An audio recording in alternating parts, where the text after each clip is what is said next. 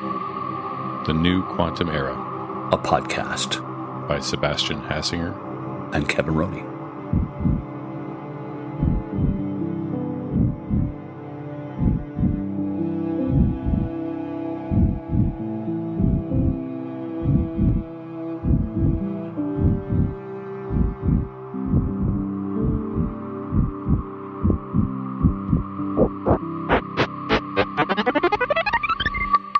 Welcome back. Today we have a fascinating interview with Dr. Ieva Čepaitė. She's a physicist working on quantum computing at a startup called Phasecraft in Bristol, England. She worked primarily on what's called counterdiabatic methods that help optimize the control of many-body quantum states. You know, there's actually quite a lot of interesting quantum computing algorithms out there. Many people know, of course, of Shor's algorithm, but there's actually quite a bit bigger toy box of different options here. So we're going to get some interesting insight from Dr. Čepaitė today. I feel confident that she's going to give us a nice overview of the landscape of some of the new algorithms now available within the industry. Sure. Yeah, Kevin, I'm quite excited too. I mean, Ieva's a recent PhD recipient from Strathclyde. As you said, she's joined Phasecraft, which is a really interesting startup in the UK with some very talented researchers. And the work that she's done as part of her academic career is also very interesting. I encountered Ieva, I think, on social media first. She's quite a good science communicator, so I'm very much looking forward to this conversation.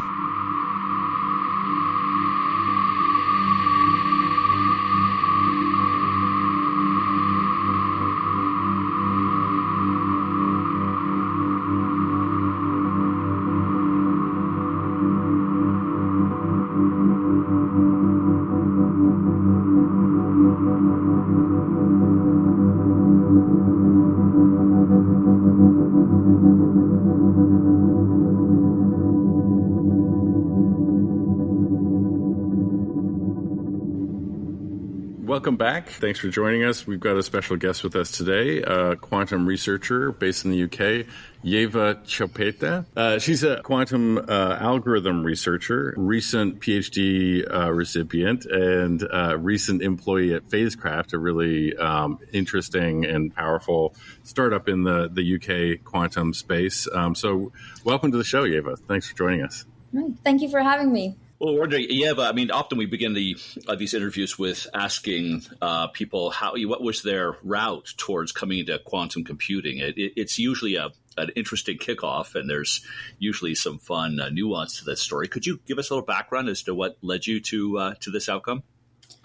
Yeah, it's not the first time. It's not the first time I've been asked. The truth is, when I was an undergrad, so I was studying in my undergraduate physics degree, physics and computer science combined in Edinburgh in Scotland.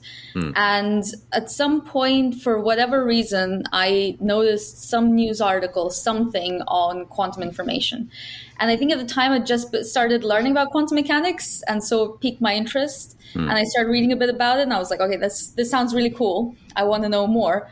And I was very proactive, so I kind of found out that there was one group at the university working on this, and they were in the computer science department, so kind of not in the physics field where I was at the time as strongly. But so this was run by Professor Alan Kashefi, who works broadly on verification, quantum cryptography, and quantum machine learning, and I think many, many different things. So I started emailing her over and over again, I think, for several months, because she's obviously very busy. Many people are in her position.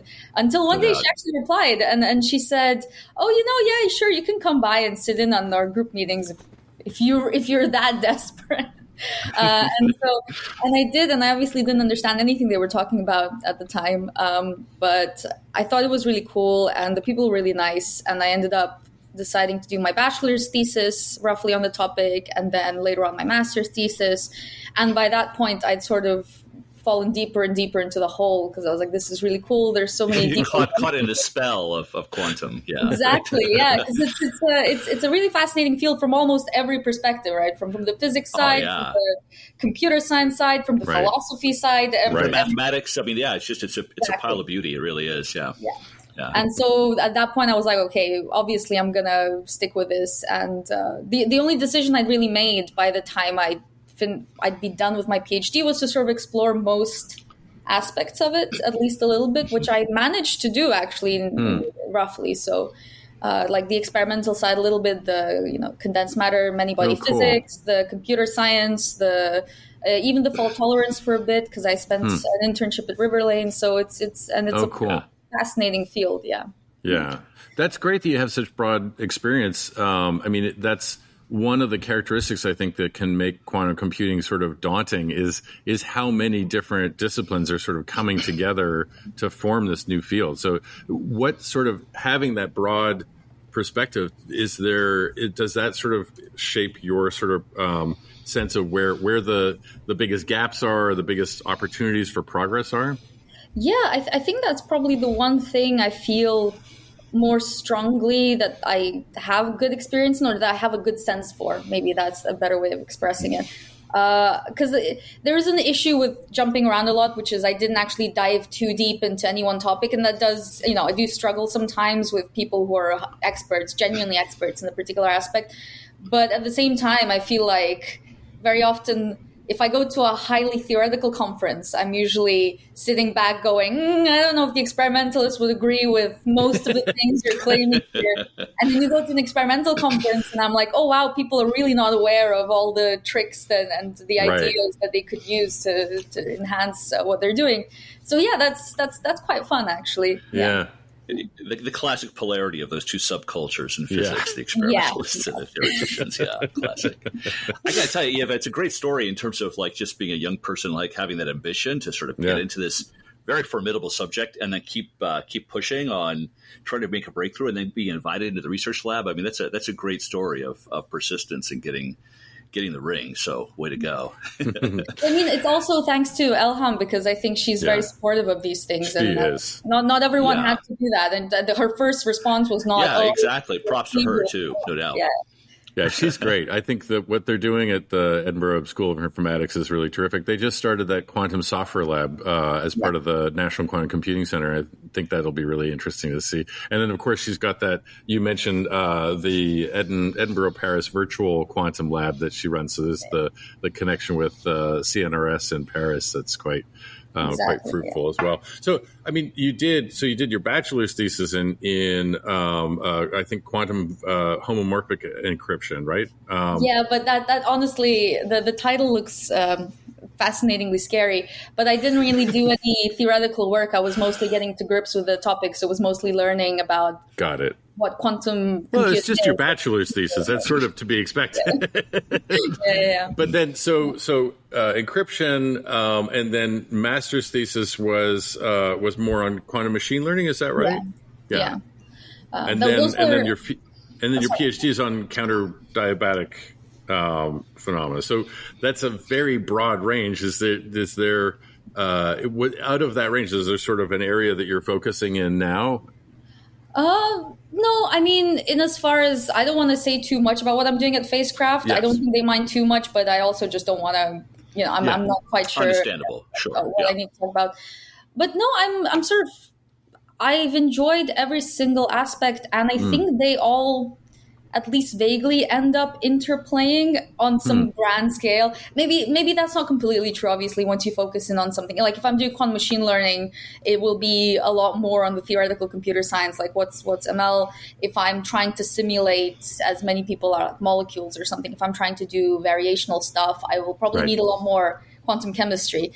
But at the end of the day, like my PhD was very different to the master's, the undergrad, but all of them kind of come together at some point. You get expertise in every field, and then you understand how it plays into everything else. So I don't know if that's the answer you were looking for. Yeah, no, that's great. I mean, I that's encouraging to know that even in very esoteric topic areas like that, if you you can find ways to connect them in a way that's that is additive. I guess that's impressive. I'm struggling with how best to, if we can, summarize, where you are with respect to your area of concentration versus the entire landscape of the other algorithms out there. Is that a fair question? Yeah, I mean, if just speaking about the PhD, I think You could say this counterdiabatic stuff harkens a little bit to quantum algorithm. It's basically, there's this notion of adiabatic quantum computation or annealing, quantum annealing, like D-Wave popularized, but I think many people do in slightly different ways. This is something that, during my PhD, I focused on making the physical experiments more sort of practical rather than a more abstract idea of quantum algorithms. Yes. But it turns out there is a strong interplay between these two, because we're at the level where if you want to implement a quantum algorithm on some hardware, you often have to understand the hardware decently well. You do, right. Yeah. This is not as much the case maybe in the superconducting realm, and so maybe that's unfair. I think the superconducting quantum computers are a lot more hands-off. Usually people don't talk about the physics as much, but I was working with like cold atom stuff, ion traps, this kind of thing.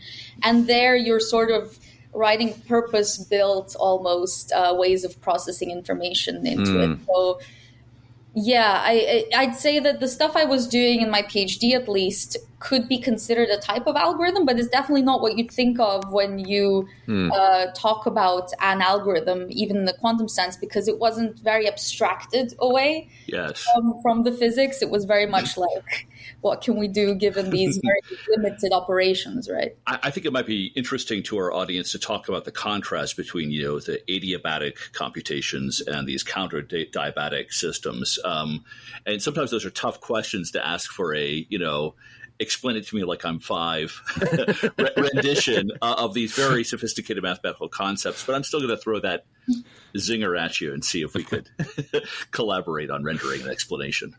So you want to know what counterdiabatic stuff is? Well, I think we need to start for our audience by first, giving the overview of what adiabatic is. Yeah. Yeah.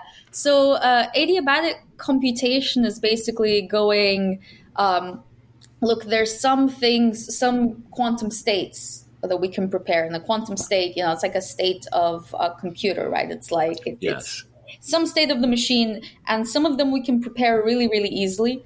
And the way I would sort of usually intuitively explain it is like, say I have a bunch of magnets, and the state I want is all of the magnets pointing up or pointing in one direction.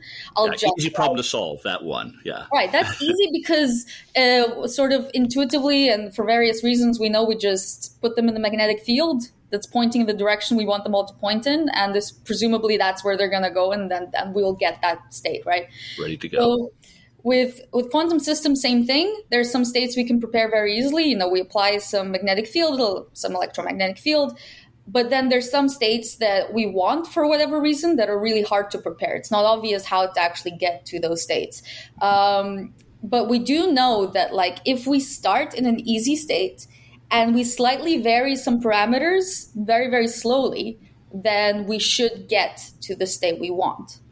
Now, adiabatic quantum computation, the word adiabatic pretty much means you have to do something extremely slowly. If you don't, you run the risk of basically ending up somewhere completely different. And the intuition here is, again, you can imagine with the magnets, if you want to turn the magnetic field, to point in some other direction. If you change the magnetic field super fast, the magnets are kind of going to overshoot for a while and oscillate around a little bit. This may not even make it to the final destination of the configuration that you're looking for to solve the problem. Yeah. And so this is kind of the intuition behind the adiabatic quantum computation, which is we want to use this method of doing things extremely slowly to get to some hard state, to something that we couldn't normally prepare.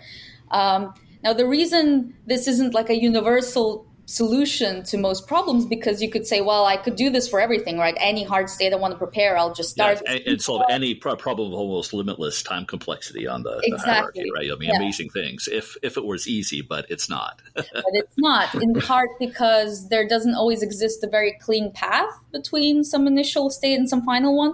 But that's not the biggest problem. The biggest problem is that doing things slowly enough is usually not possible in the lab. It's just things don't work on that scale. But even if it were easy to do that, you would have what we call decoherence, right? Losses. So noise, decoherence, these things happen on a much faster time scale. So if you actually try to do this transformation really slowly, you're going to find that there's other problems that arise in the meantime that are so overwhelming that you end up not achieving anything. So there's piles of problems in the way of getting these adiabatic methods to work in the real world. Yes. Exactly. Yeah.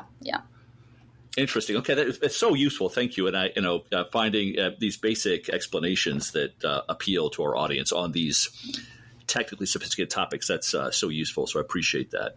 And so having described adiabatic systems, help us grapple with this notion of counterdiabatic systems. Yeah. So the idea is fairly simple. Once you've grasped, like, okay, say I've got this thing and I need to do something slowly so that it doesn't overshoot, right? So I think a nice way to imagine it is if I'm doing something really slowly, then at each instant in time, it's kind of statically in the most stable position it can possibly be, right? So it's like if I'm turning my magnetic field really, really slowly, then almost every millisecond, if I look at it, the magnet's going to be pointing along whatever direction the magnetic field is pointing along, right? Mm-hmm. So this sort of instantaneous following of whatever it is I'm trying to change. Now, if I do something really fast, what ends up happening is obviously it's not following it. So it's out of this ground state. It's out of the most stable state. And what counterdiabatic driving tries to do is it goes, well, what's the force that's pushing it out of that state? Like what's making it, like how far away is it from that state at each instant in time? And can I counteract that? Like, can I just physically go, okay, I know that the magnet is away by this amount of angle. What if I just push it back and make sure that it stays there, right? I mean, would it be fair to characterize this as almost an error correction regime within adiabatic computation? Is that fair? Yes, it's like continuous time. So I think of error correction as like discrete things where it's like, okay, right. we do discrete steps, we measure, then we correct. With counterdiabatic things, it's a continuous force that you're applying constantly to sort of keep something vaguely stable. Got it. So that's, again, if you implement this counterdiabatic drive, if you know what the force is that you need at each instant in time throughout your adiabatic protocol, right? If you know it exactly, you can perform adiabatic computation infinitely fast. So you can really do it at any amount of time possible. So it kind of goes against the idea of adiabatic, because adiabatic actually says you need to do something infinitely slowly for it to really work. But if you can apply a counterdiabatic drive, then you don't really care how fast you do it, because no matter how much you throw the magnet off course, you can always presumably corrected back. Right. So interesting. And I'm wondering, I mean, there's a whole diversity of different quantum computing architectures out there, right? But I think one of the under-acknowledged new entrants in this space is this whole idea of analog quantum computers that haven't really implemented gates, but they're still looking for magnetic interactions between adjacent subatomic systems. And you've got a full Ising protocol, so to speak, that's available there. Is it possible that these counterdiabatic algorithms would be applicable to those analog quantum computers? Yeah, exactly. And that's kind of what our work focused on. Yeah. And I see. Yeah. So just to be fair, given I've given you all the problems with adiabatic, the problems with counterdiabatic stuff is that they're twofold mainly, but there's more than that, obviously. One is it's extremely hard, if not impossible in many cases, to know what this exact counterdiabatic drive is. So in theory, we know this thing exists, but we just can't access it, right? I mean, is it then the case that it's just hard to solve for the final equation that defines the error-correcting mechanism? So they may not even be analytic solutions in some cases. Yeah, so for small systems, you can work it out. For really small systems, you can get the exact thing, and it's really simple because it's related to degrees of freedom, right? It's like, well, if I only have like 3 degrees of freedom, then, I only need 3 degrees of freedom to describe this thing. But once you get to 20 qubits, that's 2 to the 20. The ever-present curse of dimensionality. Exactly.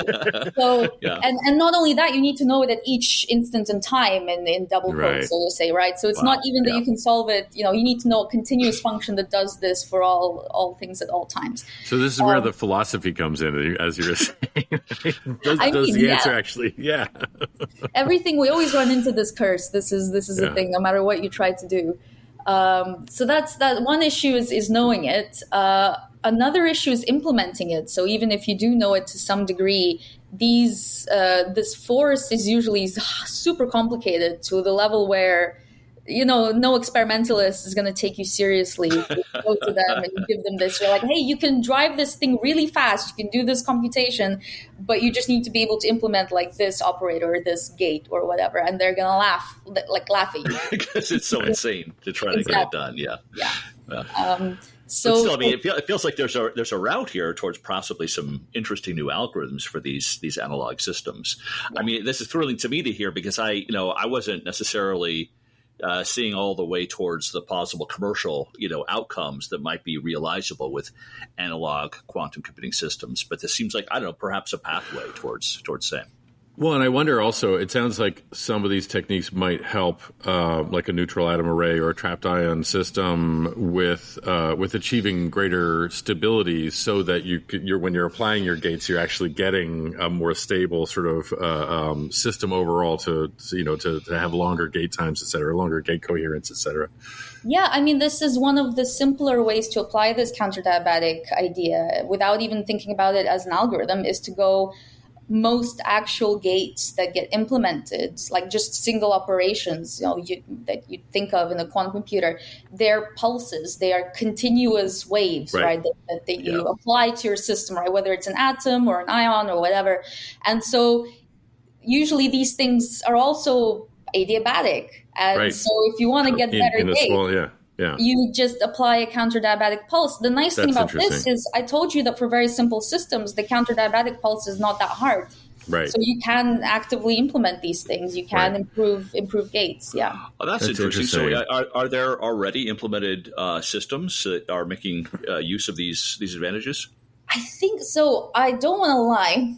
I know people have implemented these things in practice. I think that my PhD university, Strathclyde, they have a neutral atom computer that they're building, and I think they're definitely planning to implement these things. I should know this because someone from my group has a paper on doing something like this, but I'm not sure to what extent, whether it was implemented or if it's still in the works. But maybe we'll take them on as a guest. Yeah.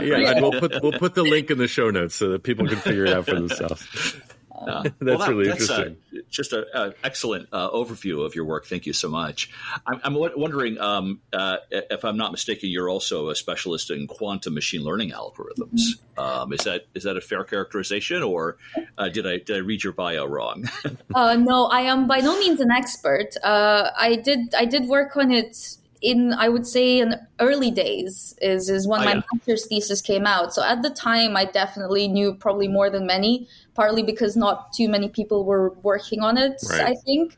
But I haven't really worked on it since. And it's a field that's been accelerating so fast that I daren't say I know too much, because I just haven't looked at it in a long time. It does seem like a fast-moving space with a lot of trial and error on finding, the next new frontier. Yeah. Hard to track, to be frank. Yeah, it's rather complicated.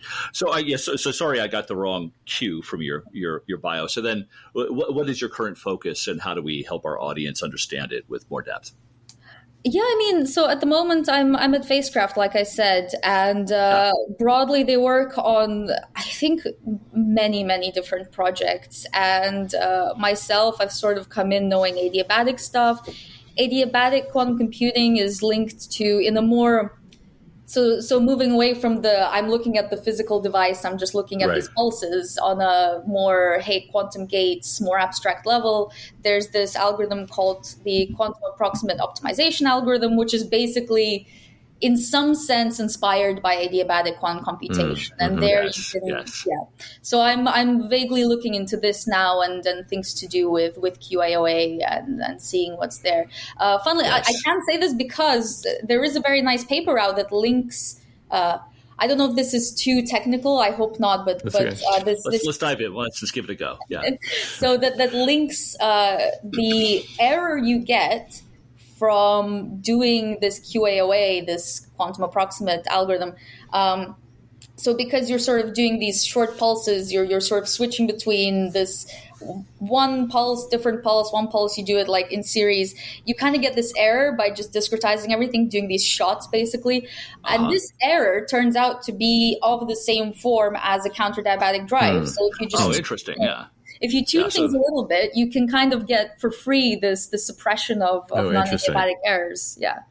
That's fascinating. I mean, it sounds like the techniques you learned from the counterdiabatic work, there's sort of, you can derive potentially, as you said, sort of gains for free within an experimental setting, but you could also be feeding into gate design or even system design. And it does feel like the stage we're at right now is this, on the one hand, there's sort of hand tuning of these very bespoke, experimental approaches to trying to get some kind of result with a specific piece of hardware, a specific problem set. And then on the other hand, we're trying to learn from that and embed it into the development of the technology itself, so that the systems get better, they get more capable, and eventually it'll be easier to use these things, hopefully. Yeah, hopefully. Yeah. Well, I wonder, is it it's sometimes a little bit uncomfortable to try to speculate about the future, and I try to, with diplomacy and care, ask these sorts of questions of our guests. But I hopefully this is not too much to ask. But could I just get you to yourself speculate on some of the future new breakthroughs that might emerge with respect to quantum algorithms? I mean, it's a rich, deep space filled with possibility, but it's very hard for the general public to sort of really appreciate what's going on, given its aggressive abstraction. Mm-hmm. Yeah, I mean, it is hard to say. That's the thing. It's hard to say because I think my honest belief is most of the development right now we're waiting on is definitely on the hardware side. There's only so much that you can do in theory, and I'm vaguely optimistic because I've seen what the experiments are doing, and then they're making slow but steady progress. So there is obviously something happening, and hopefully at some point we'll get to a level where you can either implement some near-term thing that's largely useful in the vein of quantum chemistry. Maybe those are usually the most near-term applications. Or, at some point we get to some lower enough error rates that's scaling up where you can at least envision quantum error correction and quantum fault tolerance to be, a good, decent future. I mean, in my mind, I think one of the reasons why quantum machine learning took off so much, in part because there's a lot of hype surrounding AI, ML, and I noticed. To be sure, a compelling topic. It's not just spin, but I get it. Everybody's applying the AI, spin on top of everything right now. Exactly. It's a little tedious. Yeah.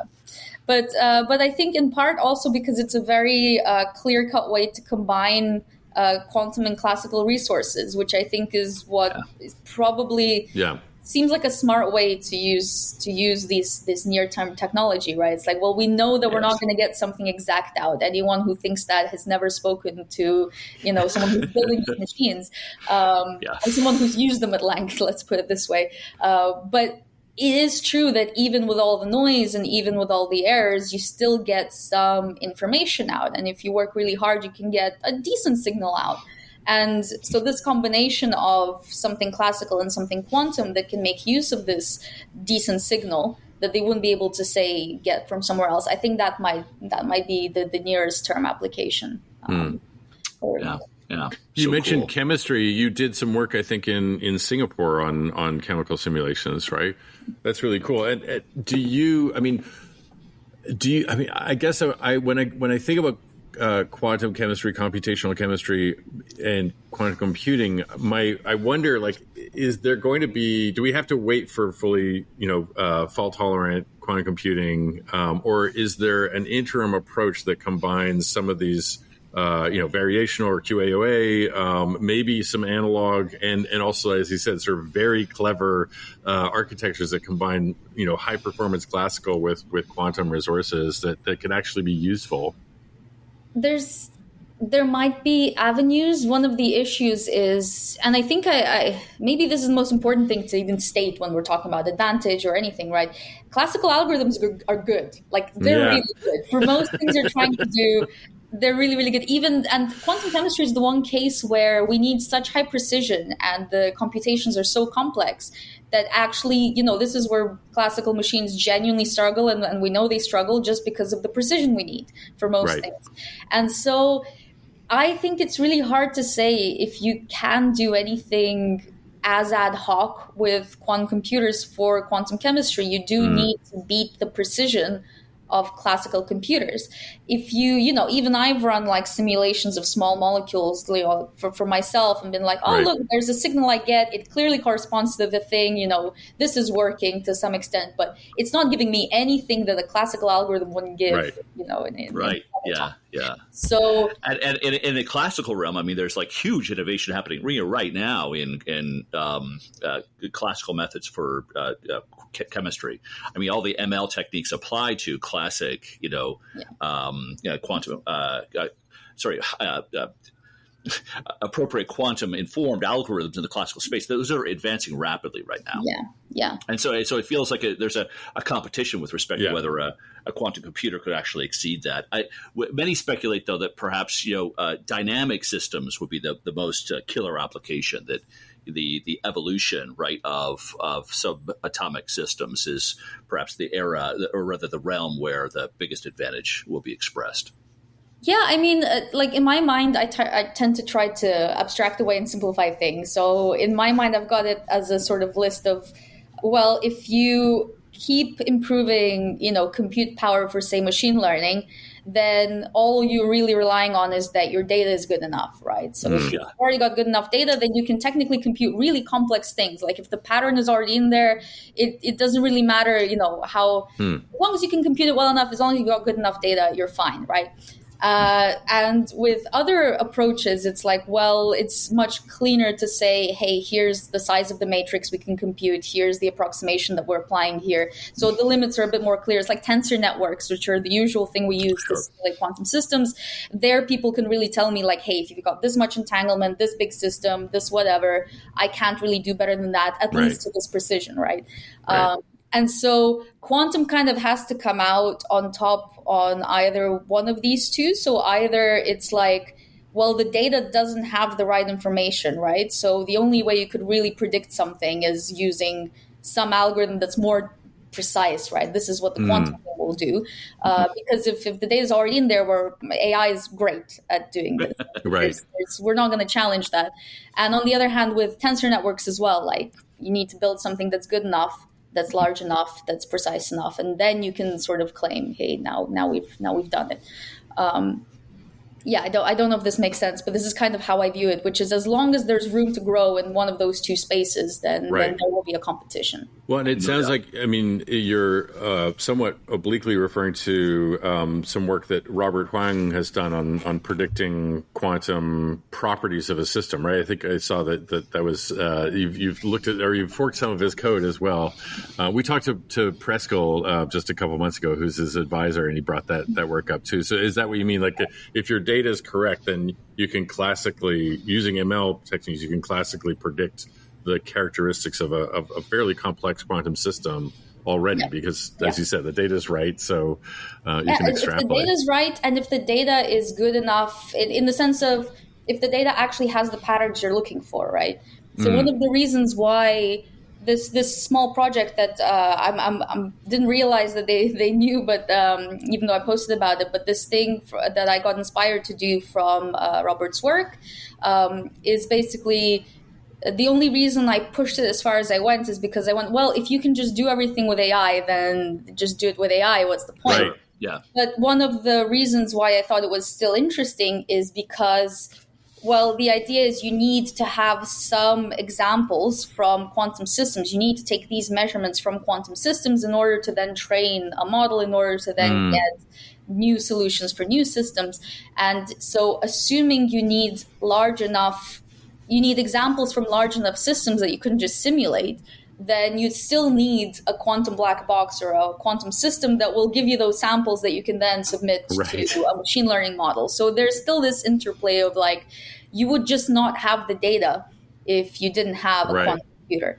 I'm not sure if this is true in this case, and I never pushed it far enough to check if I need like big enough, sort of a big enough. That's so interesting, because I think of, quantum machine learning, the way it first sort of came into the field was this sort of hybrid approach of like, making a guess with the QPU and then sort of assessing that guess with the classical and then going back and forth. But what you just described just kind of suggests two different scenarios on top of that. One is using a quantum device as input into an AI model, as you said, as the source of data. So you can get if your data is of the high quality coming out of that black box, then your AI model can actually extrapolate and get meaningful results. And then the other thing I'm wondering about is back to the generally the topic of counterdiabatic correction, like using AI models to better control the physical quantum system that you're using for computation, right? Like shaping gates with things like counterdiabatic forces or dynamical decoupling or other sort of I would say like extra gate kind of activity, right? The pulses around the gate that kind of help stabilize that gate. Yeah, I think people are doing this. I wouldn't be surprised. I'm sure people are doing this. I just haven't looked into it myself. But using machine learning to optimize pulses or I'm sure that this is happening. No doubt. Yeah, it's just a really good example of calling back to your introduction of your own stuff, like that breadth of like spanning experimentalist, theorists, condensed matter theory, et cetera, like all of those realms can be leveraged in different ways to improve each other in a way. There's this huge co-design activity that's going on right now that's really fascinating. Yeah. This has been so interesting, Ieva. I really appreciate this time, especially so in giving just an overview of this landscape to our audience. We're just so grateful for this perspective. And, these are challenging topics to render with clarity. So, props to you. Thank you so much. Thank you. Yeah, I really appreciate it.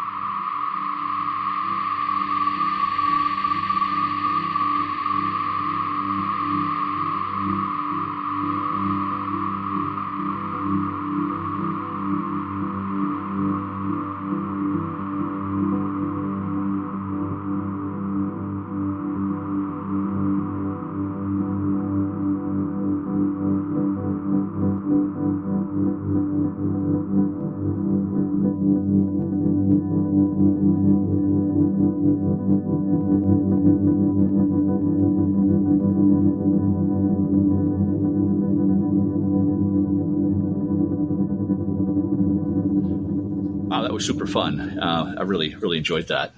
I just thought it was really fascinating to hear the overview, right, of this contrast between these adiabatic approaches and these counterdiabatic techniques. And what was especially, I think, fascinating for me is to hear of these new approaches that could harness the power of analog quantum computing systems instead of ones with gates. A lot of potential down there. I never really was able to, I think, see it with clarity where the systems could go in their full potential. So pretty cool. Yeah, very cool. Absolutely. I mean, analog systems, in a sense, the D-Wave, that, quantum annealers are analog because they don't have a set of gates. And they have some interesting, characteristics. It's been difficult to get sort of provable results out of them because, of course, they're heuristic systems rather than deterministic. So there's a lot of nuance in that. And then in the newer systems, the QEra device, we just talked to Alex Kiesling from QEra a couple of episodes ago. That system currently is available as an analog Hamiltonian simulation as a service. And obviously, Dana Anderson also talked about quantum simulations in that context as well. It's sort of the analog mode. And the counterdiabatic approach to potentially providing more stability in those systems is really intriguing.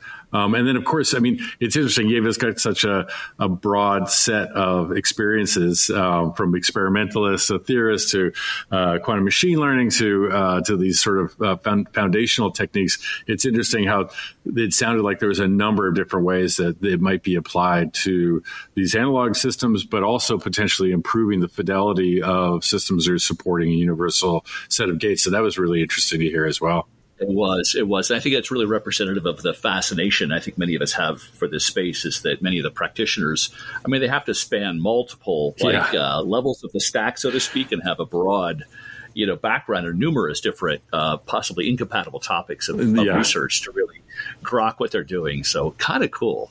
Yeah, I really like that aspect of all these conversations is you can really see people, straining to make connections across those disparate fields that need to be bridged in so many different ways. So, co-design is the phrase that often comes up in those types of scenarios. And I think that's a really prevailing theme of this phase we're in quantum computing. So fascinating stuff.